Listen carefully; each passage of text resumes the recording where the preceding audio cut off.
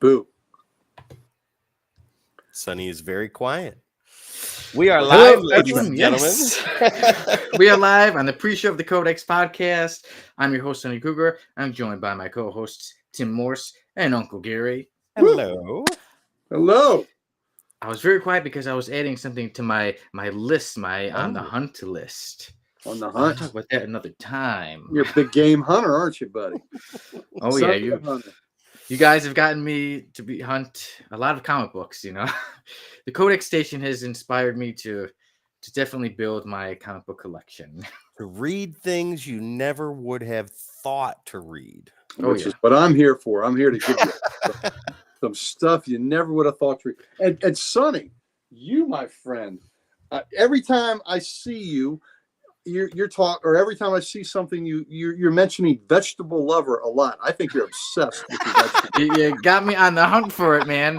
I'm going to C2E2 this weekend. So yeah, I'll be at C2E2 Friday, Saturday, and Sunday. And you know what I'm going to be on the hunt for? That comic right there. Vegetable lover. I mean, my God. It's like every other post Sonny mentions vegetable lover. That so it is within arm's is in his reach. head. This book is living rent-free in your head, Bubba. Oh It is. Yeah, it is. It is right there. I'm just Don't go going to make a house here in the front of Sonny's brain. It's just, you know, how with the solar eclipse, I saw people, they said that if they were looking at the sun, that now some of them, they're getting like a permanent like block or something in their eyes. I now see a permanent vegetable lover. It's just always there somewhere. Vegetable lover. There you go. Somewhere is vegetable lover. You know, vegetable lover. Once you see it, you are not the same. Wait till we get you some amputee love, buddy. Oh yeah, I'm on hunt for that one too because I saw the picture. You know, maybe I'll have to do like I'll have to edit it so that one day we could show it. Partially. I don't even own amputee love. Yeah, I don't think you can show any of that. Yeah, no, and amputee love. Like I said, Damien has a copy that I could buy, but it's a damn near perfect copy, and that's a $200 book. And it's funny, but it's not $200 funny yet. No, I think it's $100 funny. Oh my God! Yeah, $200 kind of take away the humor because it would be like it's funny, but I lost $200. Yeah, Well, I don't know. The value on a book like that, does it ever really go down? Well, no, that's true because it has been talked about, not just here, but in my circles, amongst my friends and my buddies and everybody. Me and my best bud Mike, we talk about amputee love. That is the underground comic book scene right there, ladies and gentlemen. Under the water of the iceberg. Yeah. That's right. Dark side of the seedy undercurrent of comic. That's the kind of comic book you get from a guy in a trench coat that's like, come on over here. I got a comic book to show you. Yeah, I got something we got over here. If it's amputee love, I'll take it. Yeah. Crisp corners, no buffing, no nothing. It's in an instruction manual. You know that, right? It's written by an amputee. The only thing that's missing is your hands, and they don't have any. Oh man, that took it to another level. You know, Damien said that if I could sell that book to an amputee, there'd be a big bonus in it for me. Holy God! So look, and then sure enough, here comes a dude in a chair, and I'm like, no, I just can't. I couldn't do it. Come on over here. Sit with me for for a second. second. The book. I got the perfect comic for you. I got something for you, buddy. They've made a book specifically with you in mind. Mm. God almighty. One of us needs to get that comic book. Oh, God. Well, I don't know. If we go to Baltimore, like is the plan, and amputee love is there, and I have a book worth trading away for it, we'll see. Well, Keith, happy Wednesday to you as well. I will try to get Damien to at least bring it so you can see it. Happy hump day, Keith. Good to see you. Hello. How you doing, Keith? Welcome to the party. Yeah, the pre-show. We're talking about amputee love. Yeah, even you guys just at least have to get a picture with it. Oh my! Everyone God. takes a separate picture, professional picture with amputee. A professional comic book. Yeah, should be a boudoir shot with amputee love. Yeah. If we're gonna all get pictures with amputee love, we need to take it to the nearest JCPenney in their photo area and tell the photographer, be like, look, I need you to make this as awkward as possible within the confines of the law. Let's go. Yes. Do J.C. Penney still exist? The somewhere, I don't know. Okay. I know Something Sears like is it, yeah. out. You know, Damien could charge for these photos. He should charge Oh my- $20 to pose with Amputee Love. $20. Oh my God. Make a profit. Yeah, Yeah. You really could, yeah. yeah, he could. See the infamous Amputee Love. Get a photo, $20. Mom, can I get Yeah. a photo with Amputee Love? No, son, we have Amputee Love at home. Well, Oh. well, there you go. There you go. There you go. We have it at home, Stumpy. Oh. Now hobble along. Let's go. We got an AF-15 to buy. That's which you can find on every booth in the con, but there'll only be one Amputee Love. That's right. That's right. So which is the rare Richard in the book? comments? Hey. Hey, Richard. Good to see you, buddy. Hello, Richard. Welcome to the party. Letting all the regulars get in. Join us, yeah. And so today we will be reviewing Black Panther Volume 2, the 4-issue miniseries about Black Panther. We're going over some comic book news, like especially that Deadpool Wolverine trailer. We got some artwork, so we've been up to Here, some ladies things. and gentlemen. Yeah, There there's you the go. picture of the Black Panther story. We'll be having some random we'll have a random panel of the week, and it's going to deal with Deadpool again. And then, well, when I say again, it's because we'll be talking about Deadpool in the trailer. And then, of course, we'll be having another F-lister join. Yeah. And his name is Warhammer. This, who are you going to have come up with what the hell this guy is? Ooh. Because I've been thinking about this all day. Oh, really? Like, I've already got it formed. I've got the first 10 issues of his origin. formed. Wow. Oh, wow. Tim has really put some thought into it. I had a Oh, yeah. idea, but they're going to pale in comparison to Tim. Oh. Wow, Tim's put the work in. Like, as soon as I saw this guy, I was like, yeah, I got that. I I've know got a exactly what name you're for doing. him. I've got a name and an occupation for him, but that's about it. Oh, yeah. Well, good. I'm looking forward to hearing it. Ooh. You'll have to excuse me, guys. I am on the tail end of getting over an illness. Well, you know, in my experience, being on the tail end of things is usually pretty good. Well, yeah, that's I can't. Except for argue. that thing, though. Except for Well, that amputee. Somatics. love. Well, leave it at Don't that. touch the TV. Leave Yeah, the that's- no, TV that's- alone. That's lick lap, lick lap. Another Sonny, one. you did get to see that cover I finally, did. right? I did. Yeah. Big Another one I'm Jameson. on the hunt for. I'm gonna get thrown out of C2E2 because I'm gonna be asking for who has vegetable lovers, amputee love. I Maybe hope these to guys- God you record that. Oh I- my god! I Oh my hope god! you go up to your vendors and be like, I'm looking for a pretty obscure book. The publisher is Eros, EROS. Oh man. They think I'm making this stuff up. It's by Eros and Where's your Eros box? Could I please see it? What the hell are you talking about, man? Get out of here. Yeah. Oh my God. Or your seen the adult news. A guy comics. dressed up as the Punisher was arrested at C2E2. Yeah, there you go. And do it in a Billy Bob Sling Blade voice. You got them adult comics. I like to read them and eat biscuits. I like French them fries, vegetable beers, lovers and yeah. amputee love. Oh my God. I love that movie, Sling Blade. Yeah. Ladies Kodak and Station banned from C2E2. And there's that movie. There is Sling Blade. right there. Wow, Jeez, right Sonny. there, Sonny. Nice. Yeah, got my movie. Part of my movies over there, and then some over there. Some. All the ones There. that you know we're He going to talk about. Bam! It was right there, Sonny. Yeah. That was not rehearsed. That was. Let me just Good. Yep. grab that real Yeah. quick. Yeah. Yes. That's the shit I do Blade. with comics, and you did it with Oh, my Blade. Lord. Nice job. Yeah. Movies. There was a Really got time I to be was. proud. Yeah. Lately, I mean, lately I haven't bought DVDs as much before, but yeah, I still have my big collection of DVDs and Blu-rays. As do I, because when all the streaming shit collapses, I'm still, if I got some electricity, I'm still gonna be able to play a movie. That's why I'm Exactly. buying No all the internet. movies We and got stuff DVDs. now. I used to have a whole big collection and got rid of it all. And kids are like, I want to have this. And Yeah, I still have CDs. I do too. That's Same one thing here, I never man. got rid of. There's some right there, but more in other shelves. Yeah. Well, I've still got VHS tapes, and I've got a box of these Disney ones, and I've even been told some of them can be worth something. Probably. Yeah. Maybe.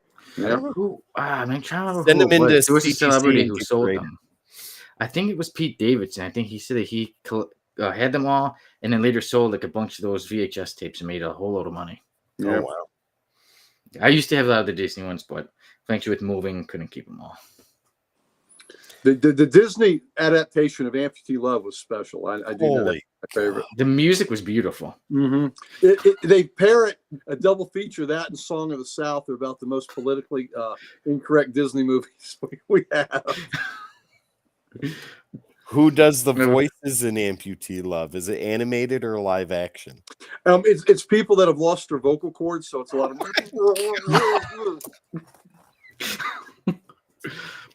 I'm glad we're 11 minutes in. The algorithm has stopped censoring or looking for weird shit to be like, yeah, fuck those guys. They're out of here. Okay.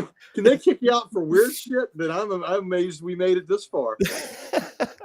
Yeah. Almost, yeah. It's the perfect place to be. We accept all kinds of love here. Vegetable lovers and amputee love. And that's comic book lovers, right? What about vegetable rectable? Us full appendaged people love too. So there you go. God. But guys, it is almost time to get ready for the show. I am ready for the show. So let's only uphill from there. In a wheelchair. Ladies and gentlemen. Ladies and gentlemen. Arms, though. Oh my God. Stick around for 45 seconds. We will be right back after this beautiful groovy bass tune, and Sonny puts his phone on silent. Oh, that's a thing, isn't it? We'll be back. Vibrate. We'll be back in 45 seconds. Bet it is, sailor.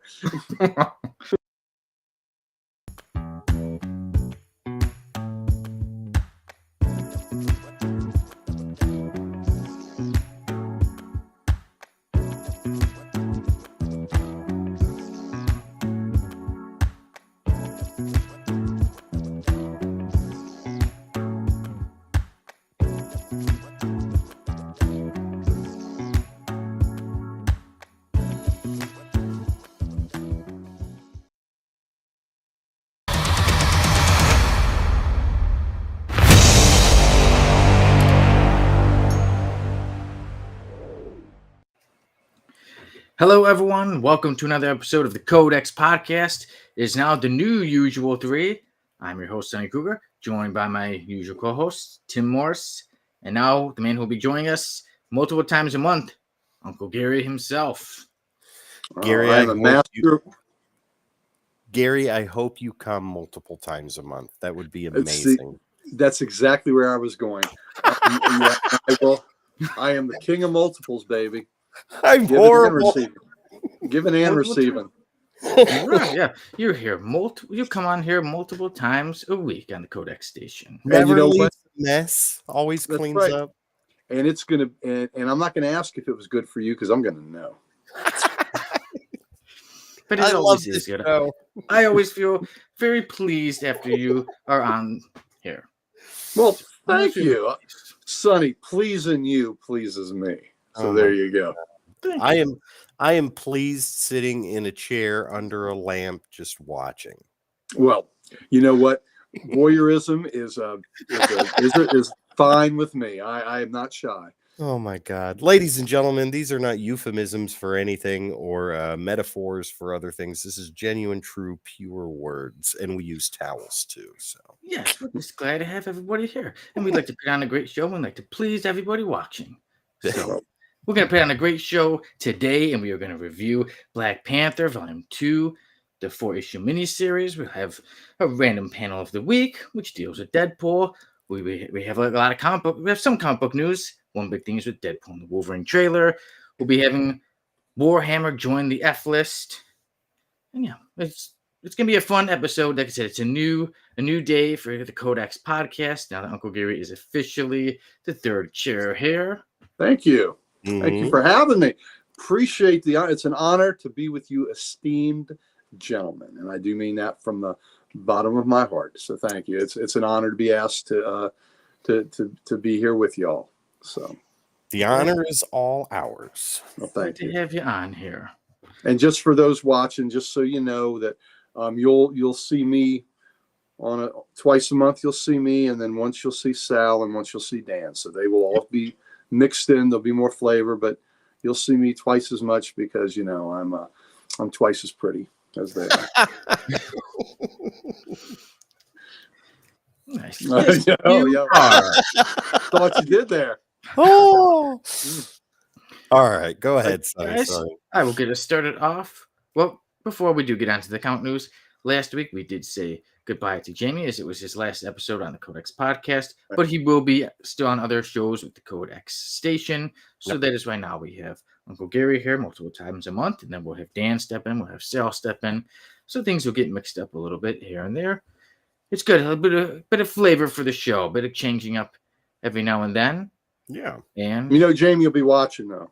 that's with right. those eyes, He'll be those watching eyes in the comments. those googly eyes. Yep. Always looking for him in the chat.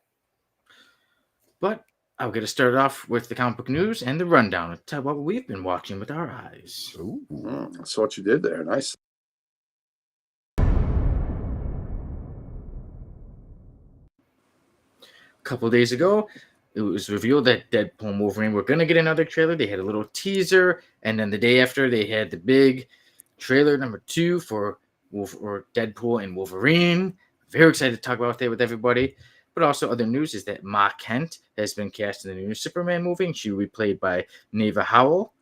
And also, and some comic book news about actual comic books is that there is set to be a series of Aliens versus Avengers, which will be written by Jonathan Hickman. The artist is set to be Asad Ribic, and that will be coming out July 24th, a month before the Alien Romulus movie comes out August 16th. So I saw something that said, "In space, they can't hear you scream, Avengers assemble." Right. So we see the Xenomorphs taking on the Avengers. And that's a bit of the comic book news that we had going on this week. Now, guys, the big one was especially the trailer, Deadpool and Wolverine. Oh, Who wants to go first? I know I'm excited, but I don't want to do all the talking. I'll let you guys do some talking too. Gary, go for it, man. All right. Well, it seems like there's been a pretty barren landscape of comic book movies that I've been really excited about lately. But this looks good. This is going to be funny as hell. They are heavily leaning into that R rating. How many F-bombs did they drop in that trailer? So, I mean, they are letting you know that this is not going to be kid friendly. And how many damn kids are going to see this? Yeah, let's effing go. Yeah. Yeah. And what did he say at the beginning? F off, lady. He tells hi, Peanut. Yeah. Yeah. Hi, Peanut. And then, he had some erectile claw whiskey problem, evidently. So Wolverine's over 40. Yeah. Yeah. Oh man, just funny. The of course, I know the Rob Liefeld inside joke is tremendous. All the Easter eggs in there. Oh yeah. Oh yeah. So I guess we got Cassandra Nova as the villain.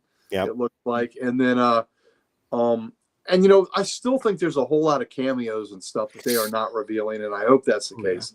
In the trailer, where they showed the corpse of Ant-Man, you see Azazel and Lady Deathstroke. Yeah. Oh. Yeah. I always like it because of the trailer's going by, and then later you see online and people were pointing out, like I said, Lady Deathstroke, Azazel. Yeah. I got as much, that all was funny, and then the very little end piece where they're talking about cocaine and all the different things. White girl interrupted. White girl interrupted. Yeah. You want to build a snowman? Yes, I do, but we can't. Yeah. That was so funny. Oh my God. So this is and he what's his face? Not Jackman. Help me. Ryan Reynolds. Reynolds is such a great smart ass. Yeah. Oh my God. And he was in Wolverine Origins, the very first one, until they mutilated him and He muted hated him. that. Yeah, he hated. But in the beginning of that, he was still smart ass Yep. and what you'd expect from Wade Wilson. Yeah. So it's kind of fun that he's got a full circle moment in that character, where he's come full circle in that character. Yeah. I'm excited about this trailer. This trailer had, like you said, Gary, this has me. Oh, hey, look who's here. Well, there we go. Hello, gentlemen and Gary. Thank you. Gary. Thank you, Chris. Appreciate that. Yeah, we've been. It's all he can do in every role. Not necessarily. If you watch the one where he's trapped in the coffin for an hour and a half, that one is pretty good. Yeah, the trailer, it looks fantastic. I am super excited for this.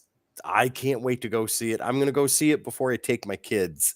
My kids are old enough to where they understand those kind of jokes and stuff like that.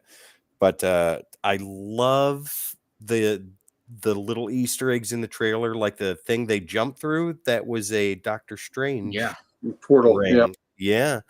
God, the Liefeld thing that I was cracking up when I saw that, when Wolverine stabbed Deadpool in the junk. That was that was great. You knew that's gonna be a good fight. And if you noticed, the one scene they showed where them two were fighting, it was exactly choreographed the same way from Spider-Man 1 with Tobey Maguire. I just saw a thing saying that online. Yeah.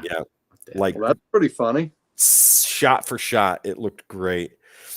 Snoop, I stand corrected, and that movie was awesome. Yep, you know what I'm talking about. I can't remember the name of the movie, though. If you remember the name of the movie, throw that in there. Yeah, and it wasn't that long of a movie. It was kind of a short movie. Right? Yeah. But I heard, like an hour and a half. Keith here says, I think it's safe to say Kelsey Grammer's Beast is showing up in this, since he was already in the Marvels and Deadpool 2. Hey, that's a good thought. I don't know if he will or not, but I hope he does, because I mean, he was. Yeah. What was the recent Marvel movie where he was at the end of it? The Marvels. The Marvels. Yeah. But yeah, I'm excited for this. I can't wait. Marvel has had a lot of misses as of recent with movies. Their first big hit, like before, is with X-Men 97. That thing is on a steamroll through, and it's so good. And that's what I hear. Yeah, Deadpool and Wolverine looks like it's going to be something like that.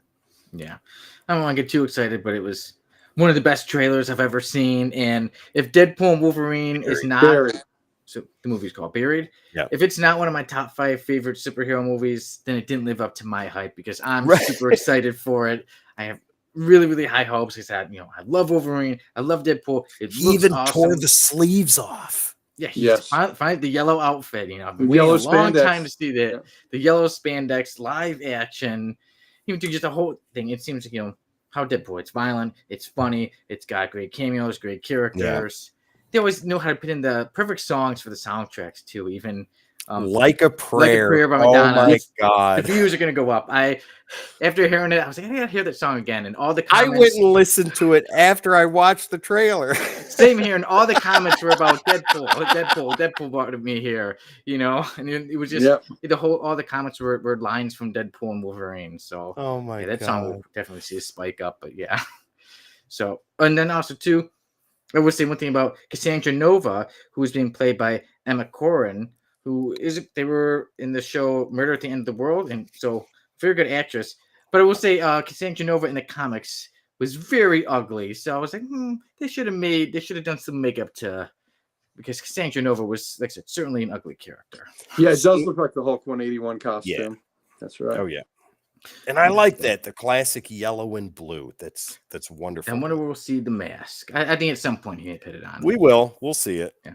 Oh yeah, and Jamie is not here. Maybe it wasn't last week, but to say in your face, because he was like, remember, I think he'll be in there 5 minutes. I think it's safe to say Wolverine will be in the movie more than 5 minutes. And I'm very happy to say that.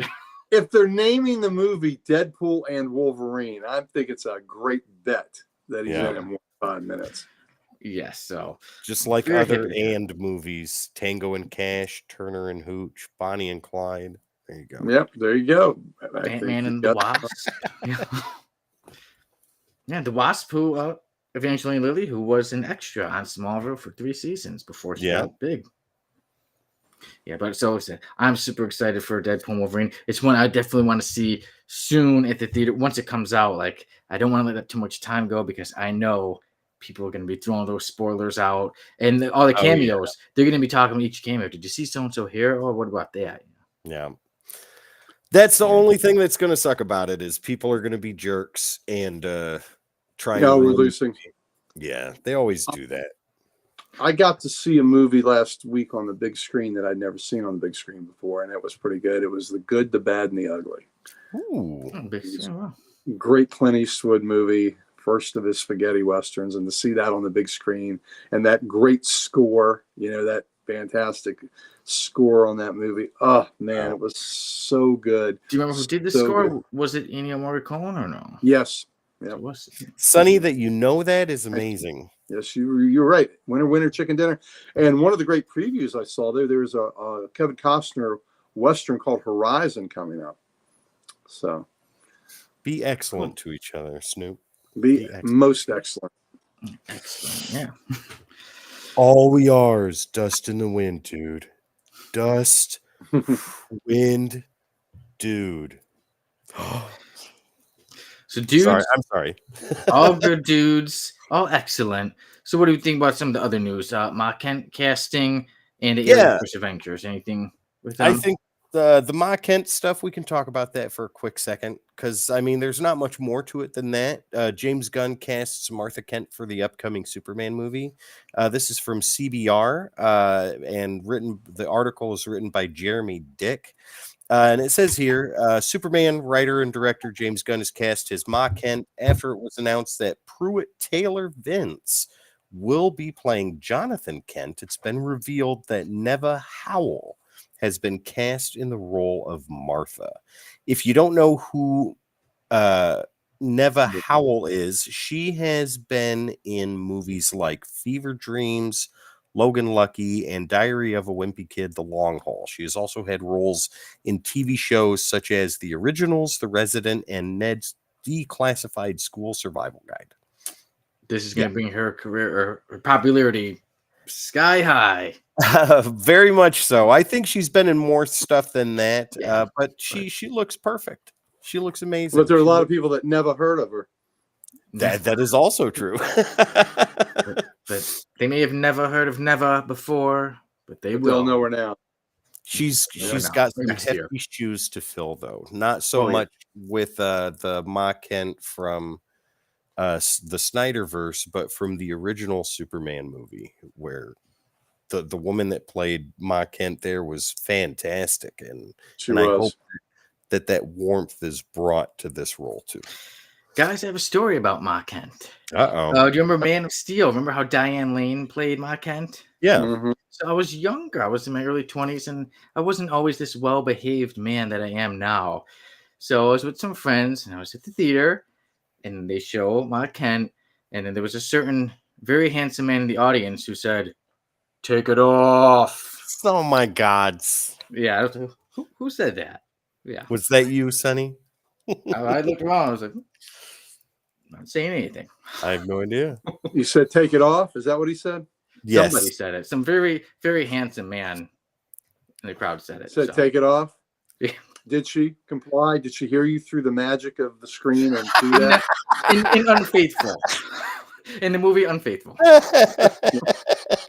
Listen, I think I fell in love with Diane Lane in Streets of Fire.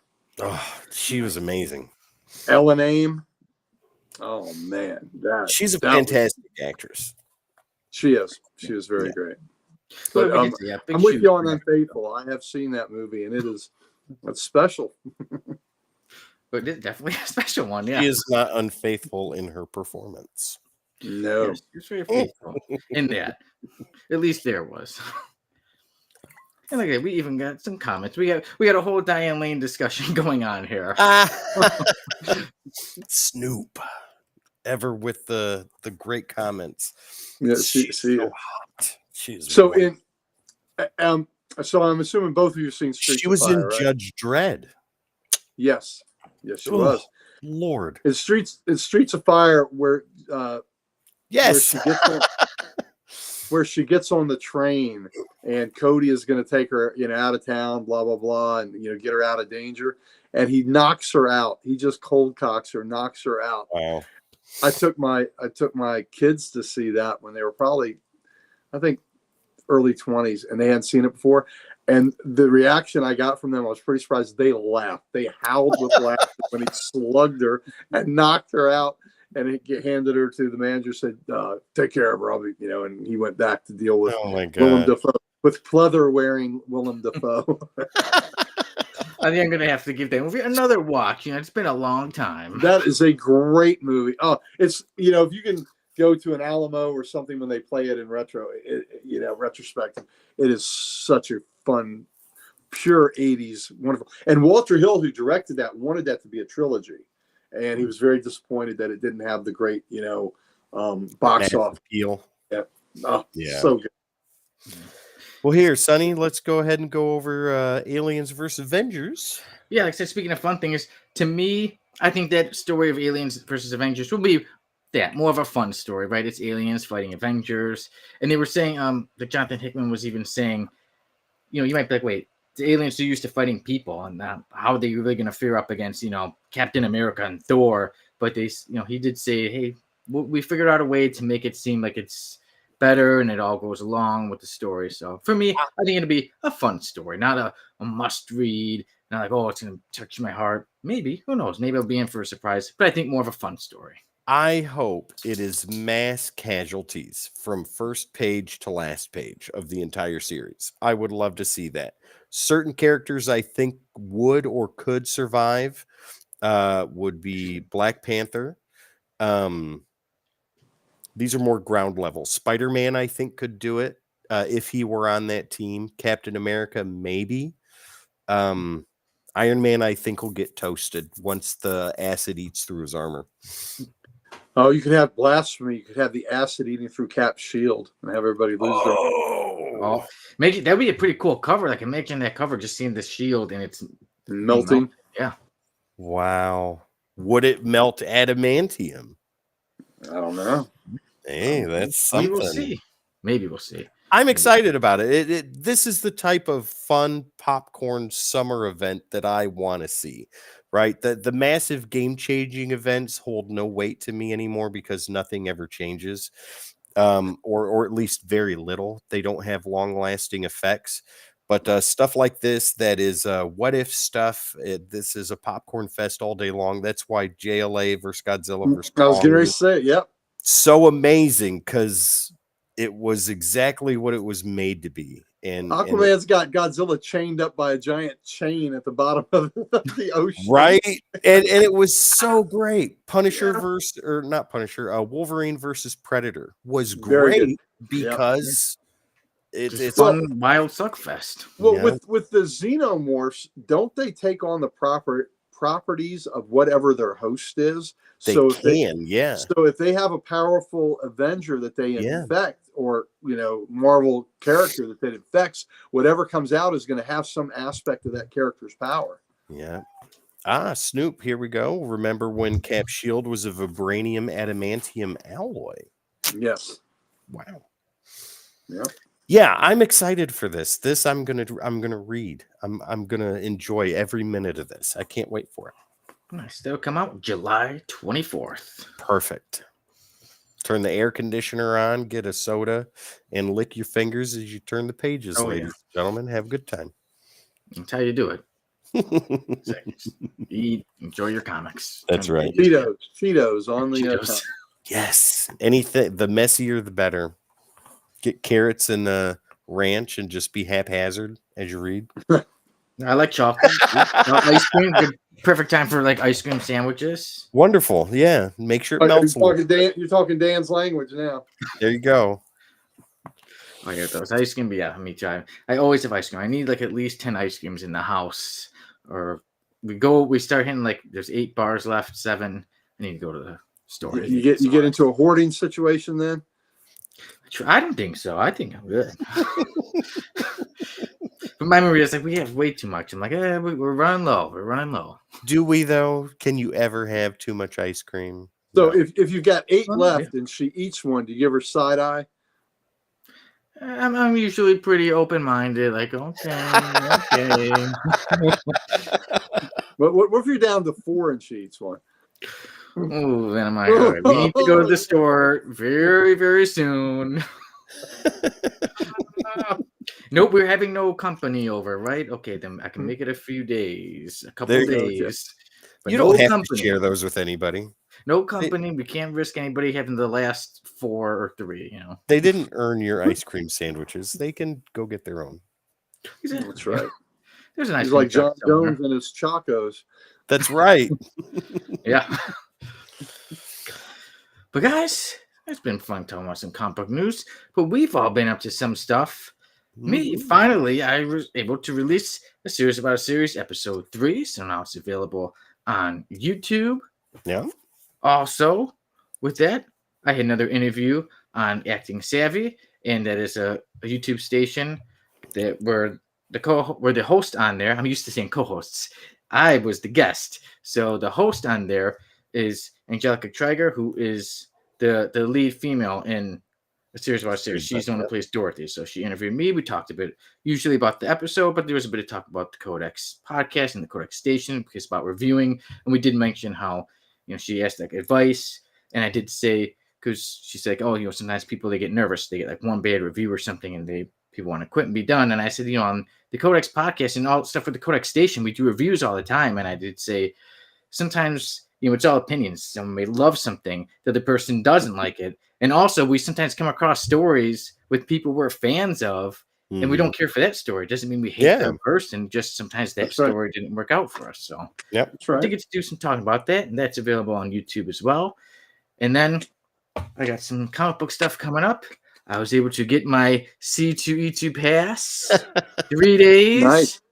So anybody, if you're going to C2E2, I, Sonny Cougar, from the Code X station, will be there all 3 days. Not too sure what time I'll get there. Usually don't get there when it opens, but I'm looking to be there once it closes. You know, don't get kicked out till Sunday. Don't get kicked out till Sunday. At least get 2 days in before they throw your ass out. Yeah, You know, but I'm on the hunt for some things there, though. I know that's what's going to get you thrown out. Are you cosplaying as the Punisher? I think one of these days, I think the Sunisher is going to have to go one of the days. There we go. So making me the Sunisher go in there. Do you have amputee love? Do you have vegetable lovers? Do you have this comic where it says lick lap, lick lap? Lick lap. There you go. When you're looking when you're looking for a vegetable lover, be carrying an eggplant when you do that. By the way, do you have vegetable lovers? Yeah, that's right. Thank you very much. Thank you very much. It'll be fun, and yeah, I'm gonna definitely be looking to record and have an on the spot there. So good. Yeah, hopefully I can last all 3 days and not get kicked out before. There you go. Yeah. And then, of course, the Codex station has a lot going on. Like we did say some changes, obviously, with this show. We mentioned a little bit earlier that now that Jamie is gone from the Codex podcast, he still will be on the Codex station on other shows and videos. And Uncle Gary will be the man who will be taking his place multiple times a month. But also, we will be seeing Dan and Sal step in from time to time, about once a month each. And, of course, there's always plenty of shows from the Codex station. For instance, tomorrow, Comic Character of the Week. Who is it? Yeah. Gary, do you want to reveal that, or do you want to make people wait? Well, I don't know, Cher. I think we can tell them who it might be. Ooh, okay. Sounds a little Creole to me. Yeah, I think he's a little Creole, kind of you know, he steals a lot of things, and he steals a Southern Belle's heart. I know that. Ladies and gentlemen, remember his name, for it is Gambit. You will see him on Comic Character of the Week tomorrow night at 9 o'clock or 10 o'clock? I think it's 9. Yeah, we started at 9. Yeah, right. 9 p.m. Pre-show at 8:30. There you go. Yeah, it's going to be awesome. It's going to be amazing. The Cajun cooking guy. The Cajun cooking guy.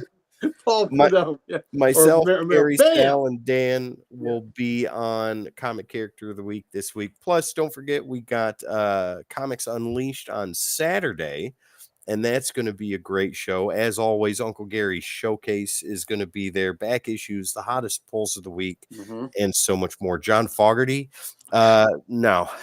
Put me in, coach. I'm ready to play. There you go. Look at me. I could be.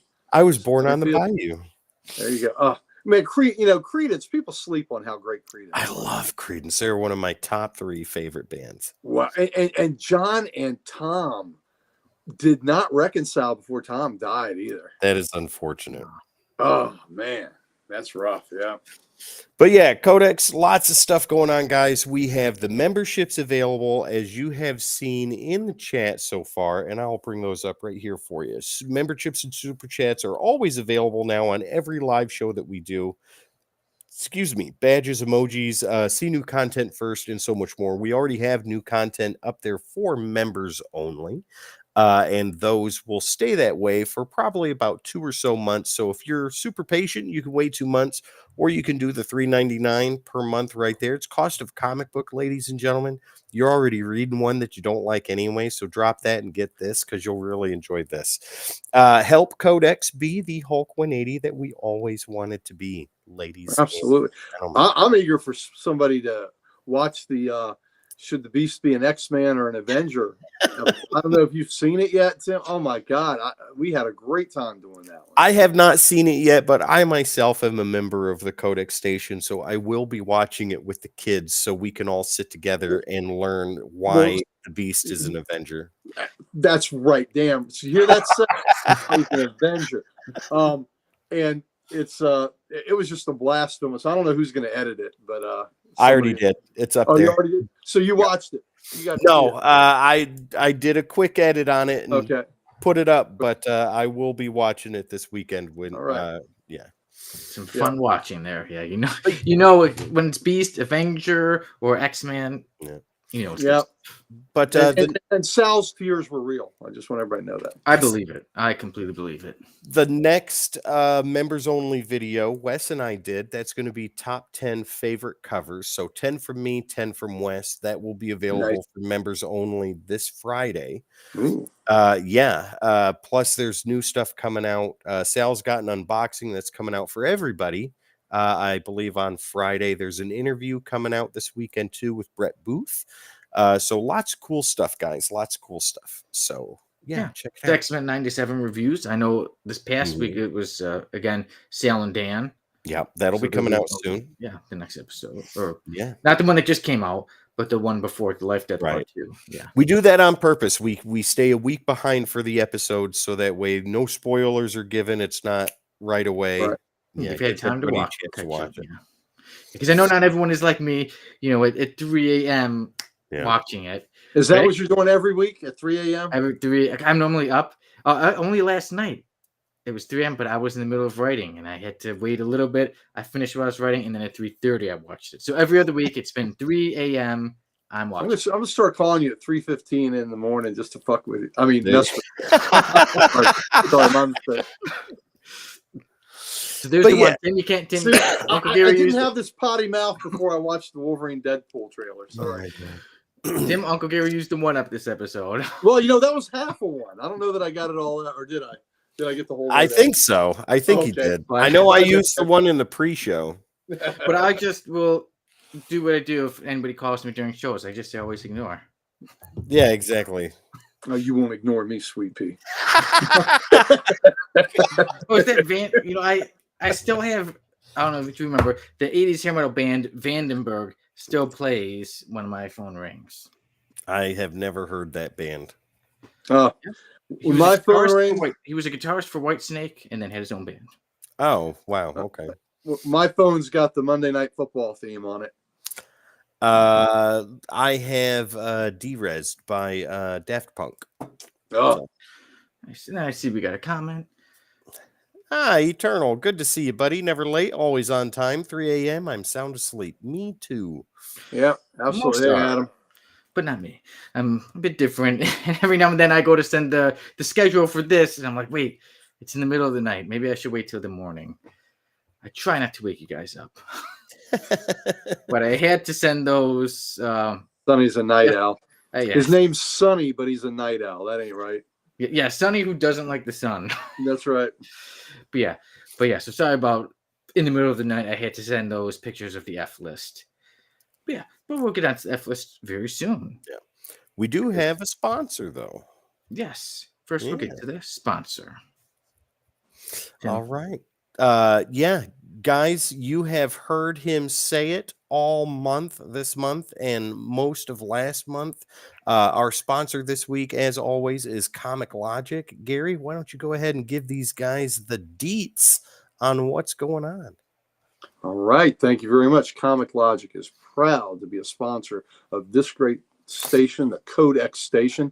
We are Loudoun County, Virginia's only comic shop, and we would love to have you come visit us if you're in the Northern Virginia area. Now, we still have 2 big events coming up on our schedule that we would like to tell you about. One is on Free Comic Book Day, which is May the 4th. We will have the one and only Brandon Wayne, who will be signing autographs at our store. He is the gentleman that plays the Mandalorian on the show when the helmet is on. That's Brandon Wayne. And he will be at our shop in Ashburn, Virginia. So who's his grandfather? His grandfather is one of my heroes, John Wayne. And I will have John Wayne's grandson here at the Library of Comics, and that's going to be a huge event for me personally. So that is really cool. So a lot of people will be getting him to sign Mandalorian stuff. He's signing one of my John Wayne books. So that's what I'm having him. Wonderful. Yeah. So and he'll see my John Wayne shrine. So I think that'll be either horrify him or make him happy. I'm not sure which, and we'll see what happens. But I look forward to that. We also have our other big event that's coming up is May 19th. It's Sunday. It is our Spring Lot Con. And on our spring, we turn our parking lot into a mini Comic Con. We do it in the fall. We do it in the spring. This is our spring one. And we will have 25 to 30 vendors there. Some will be comics. Wow. Some will be local authors. Some will be local artists. We'll have toys there. I think we have some jewelry there. So we have a lot of fun things there. Please come down. Again, if you're in the Northern Virginia area, we would love to see you. Last year in the fall, Dan and Sal came, brought their families, and they had a great time. So please come see us for LotCon. You know, you'll see Codex people and Comic Logic people all in the same place. I don't know what could be better than that. So please come check us out. There you go. Ladies and gentlemen, Comic Logic, Loudoun County, Virginia's only comic book store. Head on in there and have a great day. Wait, what happened on April 20th with Comic Logic? Oh, yeah. Well, that was I didn't mention that because that was past, but I appreciate that. That was our anniversary, our 9th anniversary, and we had some nice little mini bundt cakes for people that came in, and we wanted to thank them, and we greeted people, and we had a 9% sale all day on everything. So for those of you that came by and said hi to us, we appreciate you very much. And for those of you that didn't, we look forward to making your acquaintance in the future. But thank you for asking, Sonny. No problem, and congratulations. Thank you. 9 years, and hey, next year the big 10. Oh yeah, I know. We got to go big on the 10. So that now the work begins. What the hell are we gonna do for 10? There you go. You've got a year to prepare, but the year will go by fast as life does. Yep. Oh, yeah. Mm-hmm. Thank you, my brother there, old Snoop. He has been in that shop on numerous occasions. Thank you, sir. Yeah, and Snoop said Comic Logic is an awesome shop. I must agree. So everyone check it out. Yeah. All right. And now, everyone, let's check out this random panel of the week. It's dirty. It's wonderful. And there we go. It's Deadpool talking to Death. And Deadpool says, it's really big, though. And it's going to be really hard to pull off. And Death actually speaks, and she says... That's what she said. For Death never speaking, look, when she speaks, she definitely says something pretty memorable. I'm guessing Death is watching The Office. I love it. I didn't think she had a sense of humor. I'm not too surprised. Not too surprised, I gotta say. Well, she does have a humorous bone, so maybe you're right. There it is. Here we go. She also has a funny bone. That's right. Yeah. And with this, I looked it up. I found out this image because I was like, did Death really say that's what she said? And it is the truth. It was in Deadpool, the 2008 volume of Deadpool. It was in issue number 50. Wow. Issue number 50 of Deadpool from the 2008 series. That's Death actually said that's what she said. In a Deadpool book, that does not surprise me one bit. Oh, yeah. It wouldn't have surprised me if he bent her over and boned her. Because she's made of bones. That's why. Right? Throw me a bone, Death. Throw me a bone. What's the Andrew Dice play? Old Mother Hubbard went to the cupboard to give her poor dog a bone, but when she been over, Rover took over and gave her a bone of his own. Whoa! Boom! Boom! Take that! Boom! See, you're able to say no swearing. See, there was no swearing. No, that was a get out of here. Dog and his owner. That's right. Oh Lord!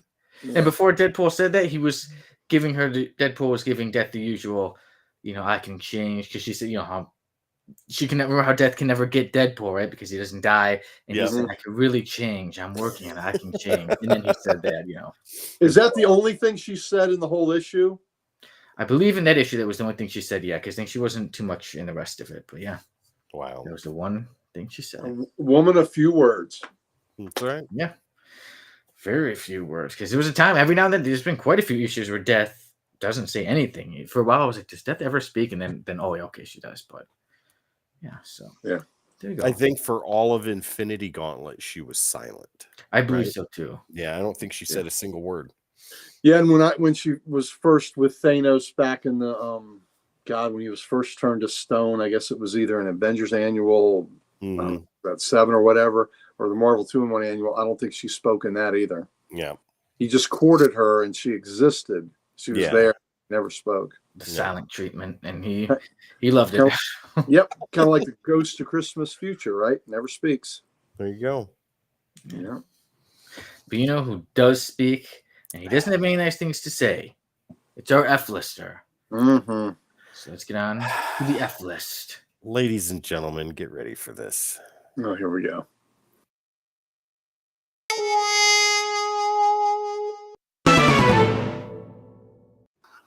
I love the music. I love the music. Here, and it goes perfect with the F list. So today, joining the F list is Warhammer. That guy. Yeah.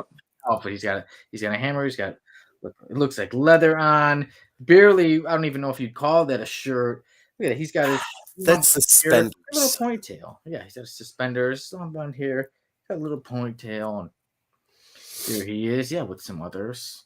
Yeah, and then there's that. And there he is. Yeah, when he's fighting Meteor Man, and yeah, there he gives Meteor Man a big old punch. There he is, right there. You got a glowing hammer. A glowing hammer, and then also his glowing fist. And there he is getting punched. Oh, I had to find a picture of this guy getting punched. Yeah, he really got punched. His neck was almost about to fall off. Right. So, Tim, I know you were telling us earlier that you've been spending a lot of time thinking about this man. And it was, yeah. So it was all based off of this picture right here. So, ladies and gentlemen, this is the villain team known as the Leather-Bound Inaugurators. You've got to be making that up. I am 100%. That is perfect. 100%. The Leather-Bound Inaugurators, ladies and gentlemen, they are an 80s synthwave neo-pop band from 1982 to 1989. Nice. And Meteor Man just so happened to see them play at a venue called the Tough Luck Festival one time before he became Meteor Man, ladies and gentlemen. However, all these guys with Warhammer in the back, he was the drummer, right? And the other three played various instruments, but they weren't any good. They didn't have any neo synth. They didn't have any freeze pop or synth wave or anything like that. They were just a terrible band. And one day they decided that they were going to rob music venues of the door money so that way they could pay for a good producer. And then This is next level origin. make a demo tape. So what they did was they sent Warhammer here out. They dressed him up in his stage outfit, sent him out, but Meteor Man had become Meteor Man, one of the worst comic book characters in comic book history. And they I ran like how his into each outfit other. real quick doesn't even say WH, it just says H. H, yeah. H is for heavy, as in heavy load, heavy hammer. So while the rest of his team is doing their poses and their album cover stances, they send Warhammer out to go and fight. And he electrifies himself, gets ready for action, and even clobbers Meteor Man, gives him a good 1-2, right? Nice little chest bump right there. And then a good kapow. And then with the boo of the crowd, right? The crowd that had surrounded them, they realized that they were still shit. And he was caught between a rock and a hard place. And then got defeated by bad reviews. Oh, man. That's There you in go. depth. I like that. All right. Good. All right. I have an alternate version that's not as in depth as Tim's, Ooh. but I want to hear it. Do you want haven't- the team or just Warhammer? just Warhammer. Okay. All right. So this guy grew up in small town rural America, and his name is Bobby Podunk. And he grew up. He grew up and he became a blacksmith by trade, and he couldn't do anything else, but he made just enough money to buy enough steroids. Then he never met a steroid he didn't like. And God. he shot himself up so much. He was in the blacksmith shop hammering out he was like making swords for cosplayers. And as he was hammering out swords, he had injected just as many steroids as he could, and he got struck by a bolt of lightning that came through the window and then energized him and his hammer, and he became Warhammer. So that's Tim's is much better. I just love the name Bobby Podunk. That's exactly how it happened, ladies and gentlemen. He just so happened to join the band after that, right? Yeah. Because Yeah. Tim didn't give us his name. No, not at all. Well, you guys ready? Yes. Uncle How Gary, close are we? Uncle Gary, you're pretty much the only person to give him a name. So his name pretty much could be Bobby. Was it Bobby Bocha? Bobby Podunk. Bobby Poda. And that's Podunk. Like Podunk, little towns or Podunks. Yeah. He's Bobby Podunk. be his name because Warhammer was never given a real name. So there you go. Oh, Bobby is a villain, like I said, of Meteor Man.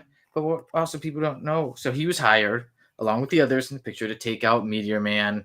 Obviously, we see he's super strong. Meteor Man isn't able to really give him much of a fight in the beginning, right? Like he's, oh man, this guy's so tough, right? You run into his chest. But then eventually you find out he's worse. He's not just mean. He's not just bad. He also wants to take out Meteor Man because he's also a racist. Oh. Yeah. So he even says, "Oh, I'm so happy about this." That Not just to doesn't take make you a out. whole lot of sense. Yeah, I don't get. teammates. Yeah, his teammates are all black. What His the hell? teammates are all black, and then when he goes to fight Meteor Man, he almost even said the N-word, and he got 3 letters into it.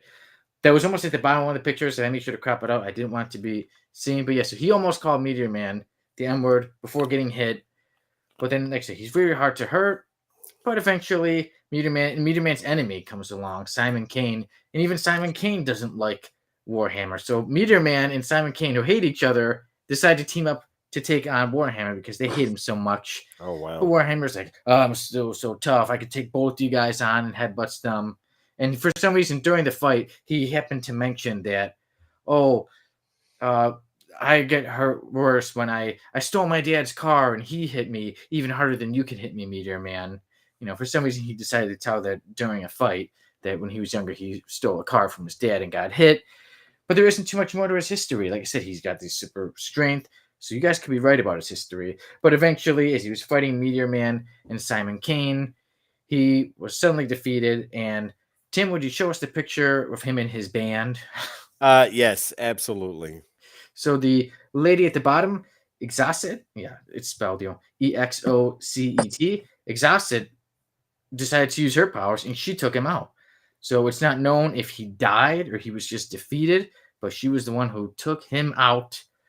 And he was only in 2 issues of Meteor Man had 6 issues, Yeah. or at least the first series, and Warhammer was in issues 5 and 6. Like I said, he fought Meteor Man. He was eventually defeated by Exocet, who just she was. They never even had words, but I guess she just turned on him. Maybe because he decided to get racist.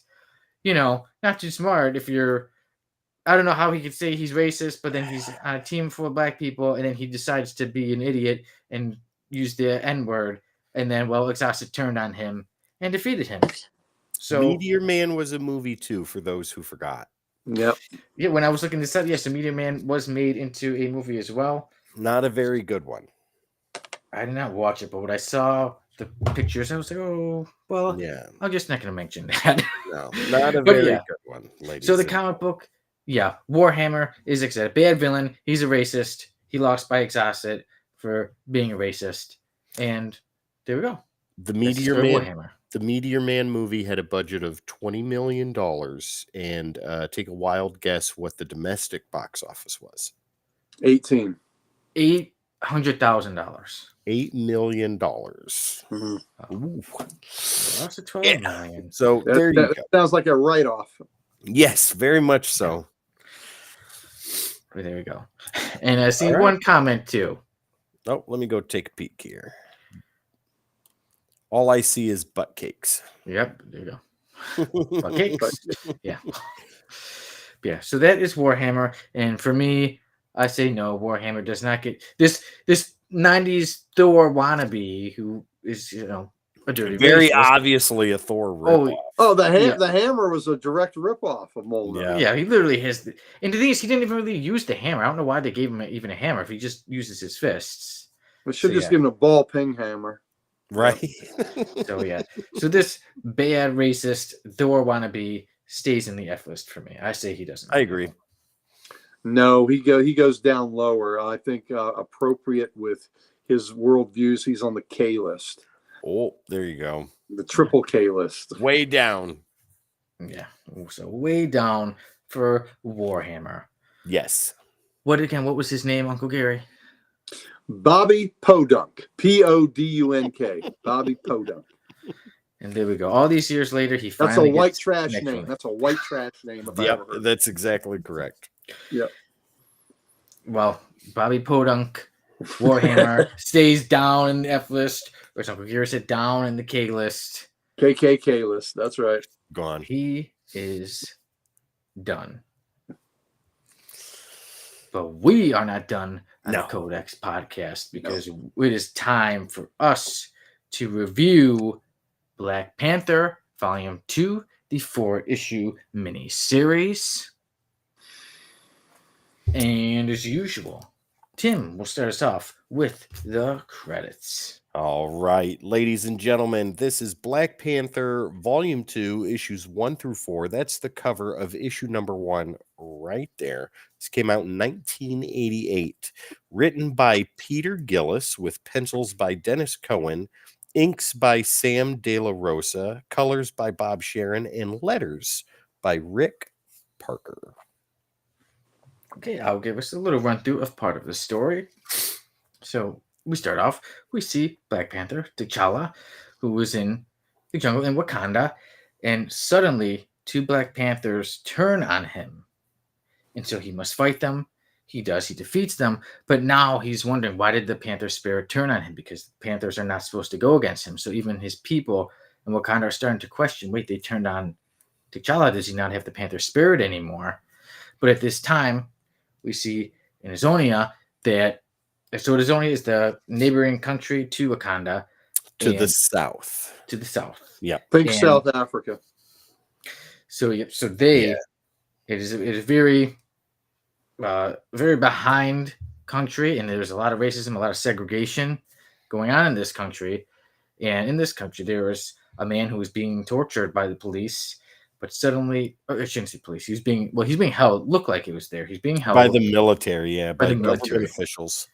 It's the government officials. My mistake there. So he's being held there, He's being beaten, and suddenly his human form is taken over by the panther spirit. It appears, so he turns into this big monster panther, and he's ripping these bad supremacists apart. And there's one of them left who is able to make a phone call, and then now, due to this, it's causing problems. People are thinking, well, it's the Black Panther. So people want to know what's going on with Black Panther. Is there going to be war between the countries? And at this time, like the Black Panther, T'Challa is being questioned by his people because, hey, he doesn't have the Panther spirit leave him. So he is tasked with proving himself. So he's sent to recover a leaf, which sounds pretty easy, but they say you're going to come across the white ape. And then this is one of his friends, Moise, is like, hey, are you sure? T'Challa says, I got this, I'll do it. He does it. He comes across the white ape, and he's eventually able to, because the one thing is, I guess they had said in Wakandan myth is that the white ape is the enemy, is the weakness of the Black Panther. Mm-hmm. So the white ape goes after Black Panther, and Black Panther is able to evade him and get away and return the leaf. So all seems good. But then it is discovered that his friend Moise had actually given like a shot or something to the white ape to slow him down. So therefore, T'Challa is stripped of being the king. And T'Challa didn't even know that he had done that. Yeah, he did not want that. His friend was like, "Oh, I was just kind of look out for you," but T'Challa wanted to prove himself. So then, at this time, and it's only because of the Panther attacking the people. The Panther is also attacking more people. Like there was a reverend talking with the governor, a racist reverend, who was talking about, that things should be separate. But the governor was saying like, isn't that not so right to separate people? But the Panther spirit just brutalized and killed both of them and was really killing a lot. And like I said, at this time, people keep thinking, oh, it's the Black Panther, it's T'Challa. So there is a bit of war going on in between. There's a bit of a race war going on, and it's really getting bad. And there's a lot of, like in war, many innocent people are getting killed as well. There's even a part where you see a woman, she's holding her dead baby. And then with this going on, General Morbex, he brings out his group of supremacists for issue 2, and they are a bunch of F-listers. Truly, there was Vorchecker, who looked horrible. There was White Avenger, but bunch of Warhammer. Yes, Warhammer on our F list would definitely fit in with this group. So they go out and they attack Black Panther. So Black Panther, while he was involved in another fight, the supremacists come to attack him, and he must fight them. One part was one of the supremacists actually stopped. I believe his name was something Blaze, and he suddenly saw a kid, and that made him say, "Oh yeah, I came here to fight warriors, not kids." And then Black Panther still had to give him a punch and said, "Clocked him. I'm a warrior." So Black Panther takes them out, but there's still a lot more to go on because Black Panther has to deal with General Morbex, who is playing a bomb. He wants to blow up Wakanda. He wants to bomb Wakanda, and also Black Panther has to prove himself. T'Challa has to prove himself to be Black Panther, to be the true king of Wakanda, and he knows, and it is inevitable that one day he will have to battle this Panther spirit. And that's where I'll stop my run through of this story. So for me, I really enjoyed this Black Panther story. I got this for $5 at Mighty Con, and I saw it. I was like, the whole series, the whole 4 for a total of $5. I said, hey, not bad. I'll get it. I'll check it out, and I really loved it. I thought that it had good action. Each issue moved the story forward. We had the action. We had a good plot, a good story that made you think, and it brought out the issues of racism and segregation and things like that. And it just makes me want to read more Black Panther comic books. For me, when I got to issue 1, I was like, so far I'm going with a 10. Let me see how it's going. And I thought the whole thing was strong. All 4 issues are really strong. Also want to mention that the letters, like you said, that was Rick Parker, was it? Yes. Yeah. I really like the way that the letters were, how sometimes, like, let's say Black Panther may be in the shadows and you see the letters, or sometimes someone else. It was different. It wasn't just always the same thing. Yep.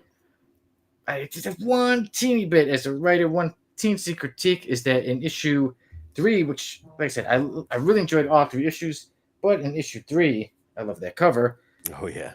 I found multiple parts we're starting off and as opposed to just saying in Wakanda or over here. It was like and in Wakanda and in this and there's so many ands. Yeah. And then there's a character named Little, and he when T'Challa and Malika were together and he needed some information, and like Little was the one who was like, oh, I need your Avengers ID for this. I caught a mistake in his spelling. So normally it was spelled Littel, and then one part later in the issue it is spelled like the regular way, Little, Little. So for me, with the little bits, I'm like, I can't give a perfect score when there is little bits of mistakes of the constant ands and misspelling a character's name. But for me, Black Panther Vol.2, the 4-issue miniseries, I absolutely love it. I highly recommend it for everyone to check out. And I, Sonny Kruger, and the Codex Podcast or the Codex Station give the Black Panther Vol.2 miniseries a 9.9 out of 10. Wow. I absolutely love this story. Like I just couldn't because the little mistakes. But this is one I've enjoyed going over it. I've enjoyed revisiting it. And now I'm excited to hear what do you guys have to say about this story about Black Panther. Gary, you want to go? Let me go last. Okay. I want to see what you say about it. Okay, so this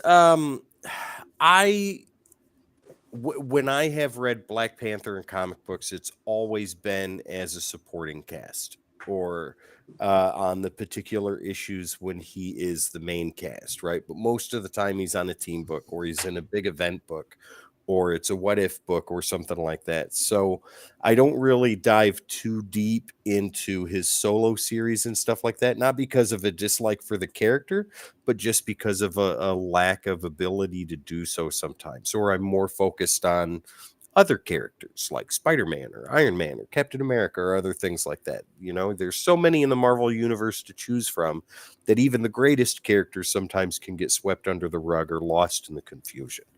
So with that being said, I'm very glad that I read this. It is not a fast read, ladies and gentlemen. This is a very long-winded read, and it's more of a medium-paced type read, right? The action doesn't really come until the latter half of the series, but Peter Gillis's work is very good. There's a lot of messages in this book: racism, apartheid, finding oneself, discovering who you truly are, what you really believe in. And do those beliefs hold you down, or do they allow you to be the type of person that you can and want to be for your people, right? Whatever that may be, family or a nation or whatever the case. In that aspect, Peter Gillis tackles a lot of positions in 4 issues, hence the long-windedness. That's not bad though. That's really good, and I think he does a very, very good job with the results that he comes up with for all of this.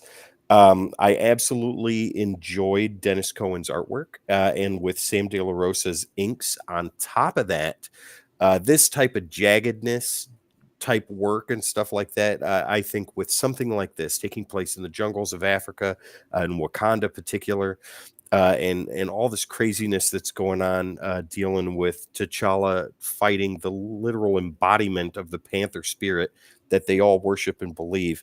It was wonderful. Dennis Cohen and Sam De La Rosa did a beautiful job with their artwork. Colors from Bob Sharon, absolutely fantastic. It really matched and helped bring in the feel of something like this.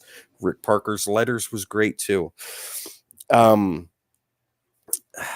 There were some parts that just felt too convenient for me, and I think that's more of a product of its time than anything else. Like when him and the Panther Spirit are fighting and they're on this big pile of rocks, and he's like, if I could just reach back to this random rock and push this button. Ah, yes, the gas is released. Come on. Like having the gas on the tips of his fingers, that's cool. That's part of his costume. I get that. I understand that. I think maybe with this fight was maybe he knew because it was his jungles. Well, yeah, it was the electronic jungle, and I love the nod they gave back to Fantastic Four number 52. Yep. I really enjoyed that. Um, and I think they gave nods to a couple of other issues in Fantastic Four or Avengers that had taken place. However, with all that being said, artwork, I think it gets a very well earned 8 out of 10. Right? It's not super grandiose, and it doesn't need to be. Right? It's perfect the way that it is, and an 8 out of 10 is very perfect for Dennis Cohen's work here, along with the rest of the creative team that give the visuals what we see. Writing, however, I give just a little bit lower. The long-windedness sometimes gets a little tiresome for me. I understand the messages you're trying to say in the book, but sometimes you don't need to take all this amount of time to say that. I think you could say it in a third of that, maybe, or 2/3. But overall, it was good, minus the conveniences and things of that nature. So Peter Gillis's writing gets a 7.75 from me for an overall of 7.9. Okay, 7.9. 7.9. So 9.9, 7.9. Mhm. Uncle Gary. All right, so I read this, and I have it from back in the day. I bought them off the rack, at my comic shop. And what I'm going to say, there we go. Jamie's All right, watching.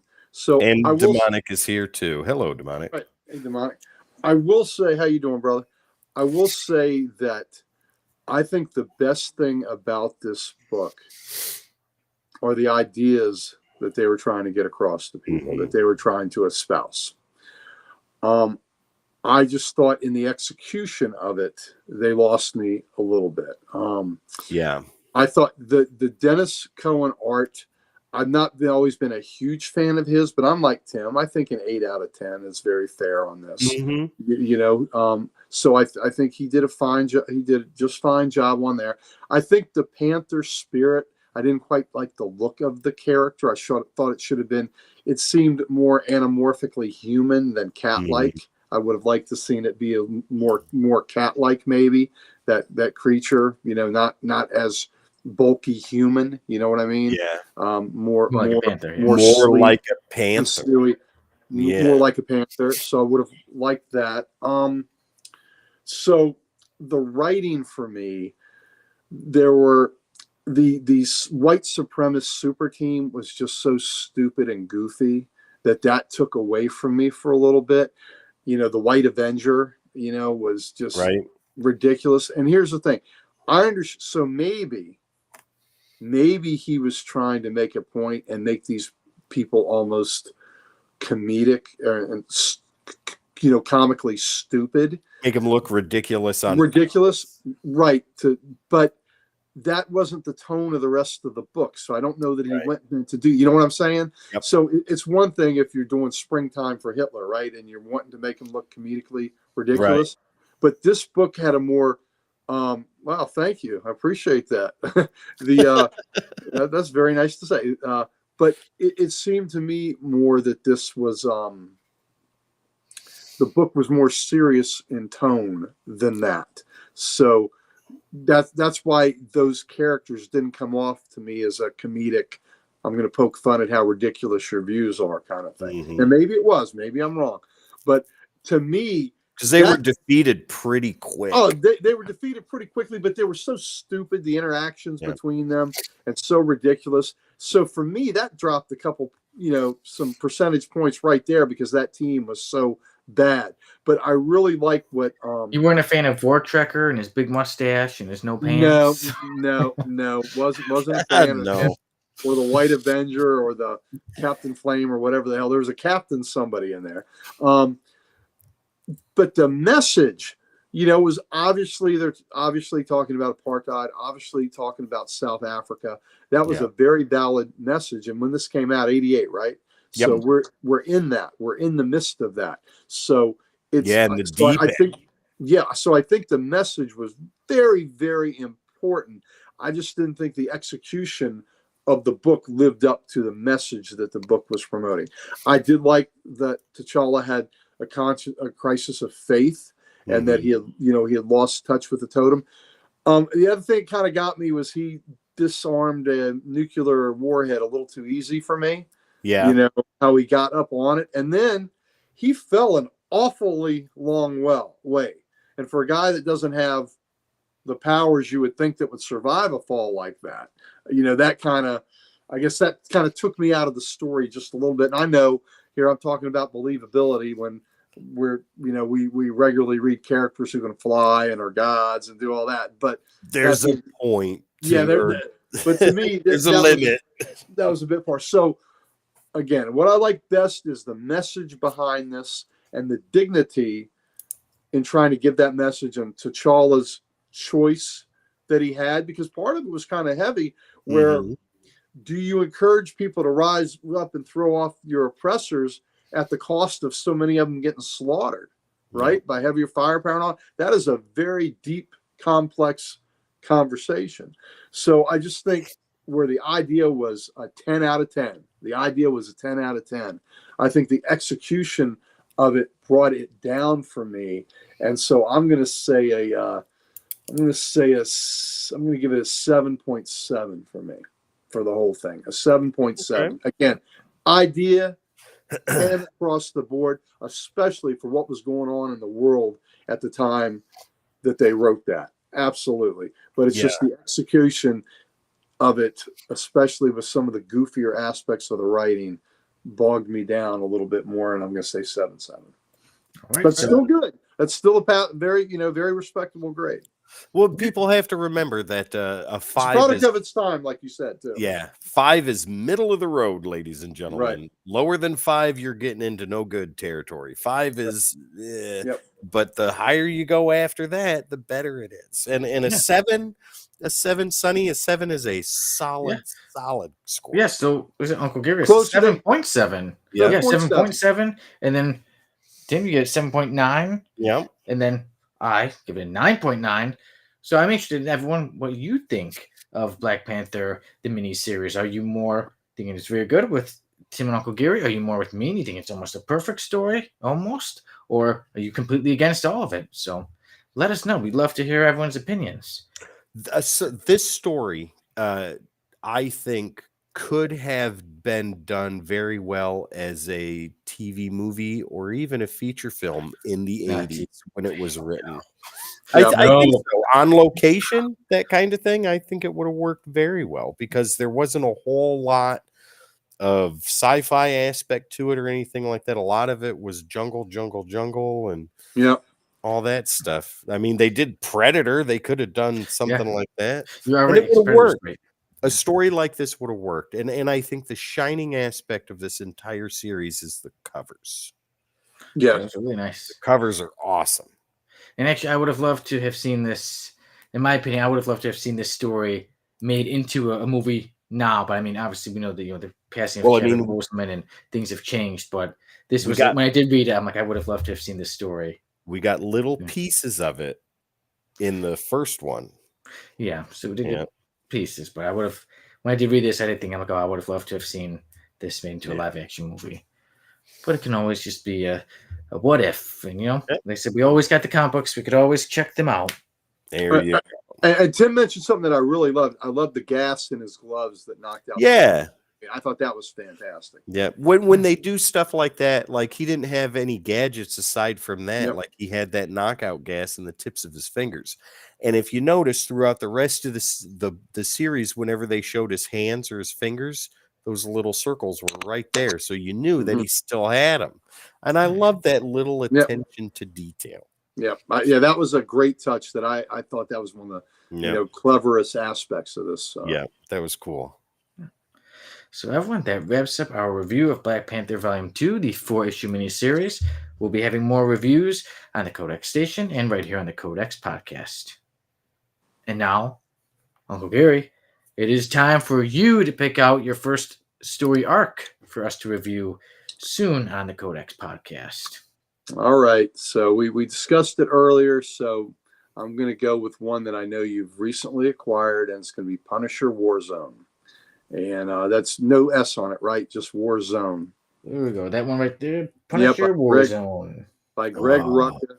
And I think Tim recently read it too. I have read that, and I am very happy to read it again. I'm looking forward to it.